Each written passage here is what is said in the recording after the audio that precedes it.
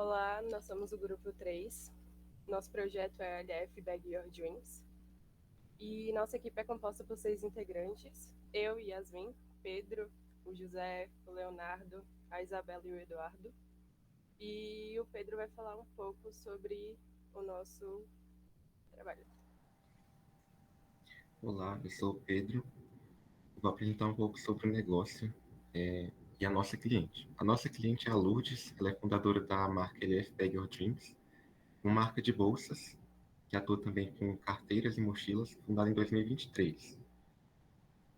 A marca ela foi inspirada a partir do trabalho voluntário realizado pela Lourdes em 2023, quando ela atuou como professora de costura criativa no Instituto Formiguinhas, que é um instituto aqui do DF que atende mulheres em situação de vulnerabilidade social, com o intuito de permitir novas oportunidades na vida dessas pessoas. E a partir desse projeto, a Lourdes idealizou essa marca, que tem o propósito de entregar produtos de qualidade, mas a valores que são acessíveis às pessoas. E agora eu passo para o Eduardo falar um pouco sobre o público-alvo dessa marca. Eu sou o Eduardo. Agora eu vou falar um pouco da segmentação de clientes, né? A marca, ela atende os seguintes perfis de clientes, né? Os adultos, os idosos, pessoas com deficiência visual e pessoas com foco sustentável. É, Nos adultos, tem as mulheres que preferem as bolsas e mochilas que alinham a sofisticação, a funcionalidade e o estilo. Já os homens, eles priorizam praticidade, resistência e discrição. Os adultos, no geral, eles usam bem os e-commerces, mas eles evitam interfaces com excesso de informação, processos de compra longos e falta de dados objetivos. Outro perfil que atende são as pessoas de meia idade e idosas, né? Já essas pessoas, elas buscam conforto, leveza, boa organização e um design mais clássico. Elas têm menor familiaridade com softwares e elas preferem sistemas mais simples, com menus claros, letras legíveis e poucos passos para realizar compras, né? O outro perfil são as pessoas com preferências sustentáveis. Essas pessoas, elas buscam produtos duráveis, éticos e de baixo impacto social, com preferências por materiais reciclados. Elas podem se frustrar um pouco com a falta de informações claras sobre sustentabilidade na navegação do site. É, o último, né, perfil que a marca atende são as pessoas com deficiência visual. Essas pessoas, elas valorizam produtos em geral que tenham divisórias claras e evidentes para facilitar o seu manuseio. Essas pessoas, elas valorizam recursos de acessibilidade visual no site, tais como alto contraste de cores e ampliação do tamanho das fontes de texto. Agora eu vou passar a minha palavra para Yasmin. Bom, durante a nossa conversa com a cliente, a gente encontrou esses problemas, que são a limitação no crescimento do negócio e a organização das vendas. E para entender melhor esses problemas, a gente elaborou o diagrama de Ishikawa, em que as causas principais que a gente encontrou foi a concorrência com as plataformas consolidadas e funcionalidades avançadas, erros de processamento de pedidos, controle manual e informacional das vendas e estoque e sobrecarga da fundadora. Essa sobrecarga da fundadora, ela vem em questão de que desde o início da produção até a administração da venda, ela não consegue manusear mais esses objetos. Eu vou passar aqui para a próxima pessoa que eu esqueci. Bom, sou o Leonardo e, bom, seguindo o diagrama e tudo mais, qual que é a solução que nossa equipe propôs? Nossa equipe propôs uma solução de um site e-commerce com características um tanto quanto específicas. Próximo slide.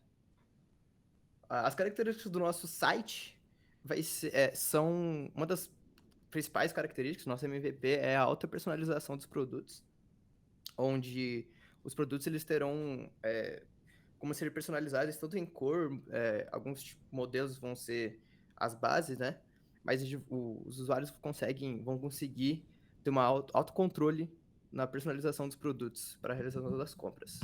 Outra característica é a sincronia com o estoque da cliente, caso os produtos não estejam mais em estoque, ou ela queira colocar novos produtos. Nossa solução ela vai contar também com uma área de administração, para que a proprietária ela possa adicionar, editar e remover os produtos sem conhecimentos técnicos avançados de informática. Nossa solução também vai contar com uma área de clientes, onde os usuários eles vão poder acompanhar pedidos, solicitar devoluções e gerenciar as informações pessoais. Outra característica da solução é o sistema de notificações de compra e venda, que eles vão ser realizados pelos meios de comunicação de e-mail, SMS, WhatsApp. Nossa solução vai ter um foco em segurança, umas características, né, que vai garantir a proteção de dados dos clientes, conformidade de acordo com o LGPD. Outra característica são as várias modalidades de pagamento, que pode ser Pix, cartão e boleto. Os mecanismos de desconto a partir da divulgação do software a outros usuários é uma das MVPs características da nossa solução. E também a última característica é a seção de avaliação dos produtos com imagens e textos e fotos dos usuários. Vou passar para o José. Boa noite, professor. Boa noite a quem está assistindo. Então, certo. Agora eu vou falar sobre a combinação que a gente escolheu para conseguir implementar essa solução. Como que a gente fez essa análise? Primeiro, tem 3 informações importantes aqui. A primeira é que a senhora Lourdes, que é a nossa cliente, ela é leiga em tecnologia. Primeira informação. A segunda informação é que a equipe é média, mas é multidisciplinar. Então a gente consegue ali trabalhar e ir pulando em várias áreas, se for necessário. Fora que, além disso, o prazo de conclusão do projeto é médio. Nós temos aí uns 3, 4 meses. Médio para pequeno, na verdade, né? E aí a gente pensou assim, a gente vai estar fazendo e-commerce. O e-commerce por si só, quando a gente pensa, já tem algumas funcionalidades, alguns requisitos já bem definidos. E por isso a gente pensa numa abordagem dirigida a plano, a princípio. Só que como o cliente é leigo, e como a gente já conversou com o cliente e sabe que ele tem grande disponibilidade para encontros, a gente também acha que tem que haver uma comunicação maior com ele, que vem mais do ágil. E aí, vendo que parte dos 2 mundos ali vai ser importante, a gente acha que a abordagem deve ser híbrida.